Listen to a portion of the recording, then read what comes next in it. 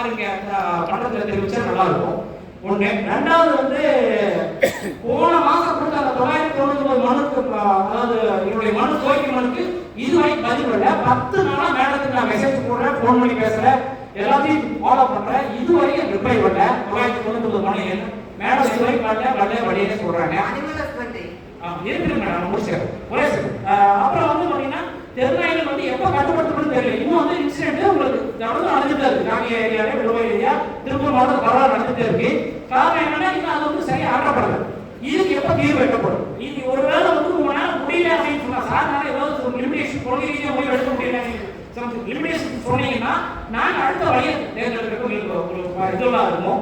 அடுத்து வந்து நாங்கள் ஒரு மேலே வந்து வீடியோவில் அவதூறு பார்த்தீங்கன்னா விவசாயினால ஆளுகள் வந்து தாங்களே கொண்டுட்டு நாடகம் மாட்டாங்கட்டு அவங்க மேலே கேஸ் பதிவு பண்ணி நாங்கள் எஃப்ஐஆர் கொடுத்தோம், மனு கொடுத்தோம். இன்னும் எஃப்ஐஆர் பதிவு பண்ணலாம். அதே மாதிரி ஒரு வீடியோவை பார்த்து மூணு நடந்த நிகழ்வுல 20 பேர் அந்த வீடியோ வச்சு எஃப்ஐஆர் பதிவு பண்றாங்க.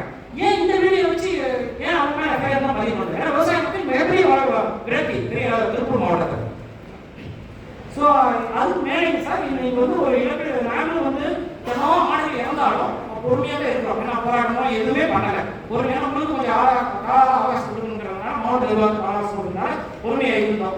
இதுக்கு மேலே ஒரு வேலை நீங்கள் முடியும்னு சொன்னீங்கன்னா நாங்கள் வந்து அடுத்த கட்ட போராட்டம், அதாவது எங்களுடைய காவலைகளை இங்கே தான் வந்து கொண்டு வந்து உள்ள வச்சு தான் போராடிக்கணும். ஏன்னா எங்களுக்கு வேறு வழியில் ஒன்றா நாயில் ஆட்டப்படணும், இல்லை காவலைகளை நாங்கள் போய் அங்கே எங்களுக்கு பாதுகாப்பு இல்லை.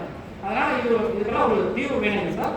ரெண்டாவது வந்து இந்த நத்தம் வந்து நம்ம மாவட்டத்தில் வந்து நத்தம் சர்வே வந்து ஊர் நத்தம் அது வந்து இன்னும் கம்ப்யூட்டரைஸ் ஆகுது, ஆன்லைன் ஆகுதுன்னு சொல்லிட்டு 1 இயராக சொல்லிட்டு இருக்காங்க.